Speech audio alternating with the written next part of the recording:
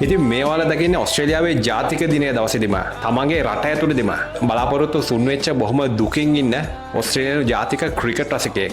ඉතින් ඕස්ට්‍රේලියාවේ ජාතික දිනයක් දවසේදීම ඕස්ට්‍රේලියාවේදීම මේ මිනිස්සුන්ව මේ විදිහට දුකෙන් තිබ්බ ඒ මිනිස්සුන්ගේ බලාපොරොත්තු කඩලා දාපු නරක කොල්ලෝ ටිකක් ගැනයි අද වීඩියෝ එක. ඉතින් ජනවාරි 26 වෙනිදාවක් කියන්නේ ඕස්ට්‍රේලියාවට ගොඩක් විශේෂ දවසක්. මොකද එදාට සැලකෙන්නේ ඔවුන්ගේ ජාතික දිනය විදිහටයි. ඉතින් එදා ඕස්ට්‍රේලියාවටම නිවාඩු දවසක් වෙන අතර 2013 ජනවාරි 26 වෙනිදාවක සෑහෙන විශාල ඕස්ට්‍රේලියා ක්‍රිකට් රසිකයන් ප්‍රමාණයක් සිඩ්නි ක්‍රිකට් ග්‍රවුන්ඩ් එකට එකතු වුණේ. එදා පවත්වෙච්ච පළවෙනි T20 තරගයෙන් ශ්‍රී ලංකාව පරාජයට පත් කරලා ඕස්ට්‍රේලියාව දිනන මැච් එකක් තමන්ගේ ජාතික දිනය දවසේ නරඹන්නට.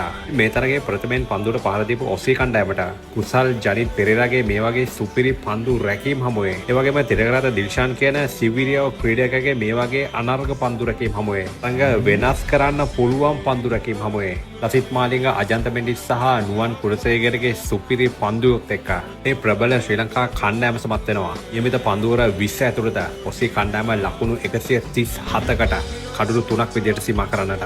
David Warner, Aaron Finch, Shaun Marsh, George Bailey, Matthew Wade, Glenn Maxwell වගේ සුපිරි පිතිකරුවන් හිටපු ඒ කණ්ඩායම 137කට තමන්ගේ ජාතික දිනය දවසේ තමන්ගේ පොළොව උඩ සීමා කරනවා කියන්නේ ඒක ලේසි පහසු දෙයක් නෙමෙයි. ඉන් අනතුරුව ජයග්‍රාහී ලකුණු 138ක් සමග පිටිට පැමිණියේ තිරගරත දිල්ෂාන් සමගින් කුසල් ජනිත් පෙරේරා. ඉතින් මේ තරගයේ ඇතුළතදීම තමයි මිචෙල් ස්ටාර්ක්ට අවුරුදු 23 මිචෙල් ස්ටාර්ක්ට අවුරුදු 37 තිලකරත්න දිල්ෂාන් එල්ල කරපු සුපිරිම දිල්ස්කූප් පහර එල්ල වුණේ. ඉතින් මේ තරගයේදීම තමයි තිලකරත්න දිල්ෂාන්ට මාරාන්තික ගණයේ බවුන්සර් පන්දුවකට මුහුණ දෙන්නට සිද්ධ වුණේ.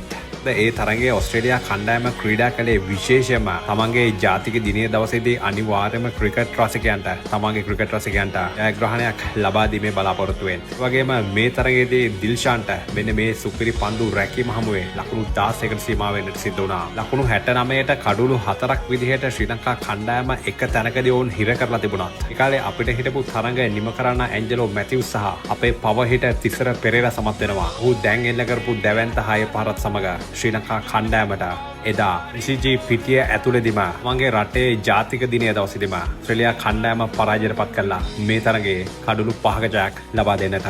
ඉතින් මේ තරගේ ඔයාලට මතක නම් යටින් කමෙන්ට් එකක් දාන්න. ඒ වගේම මේ මතක විඳගත් ඔයගොල්ලෝගේ ක්‍රිකට් යාළුවන් අතරේ මේ වීඩියෝ එක ෂෙයා කරන්න.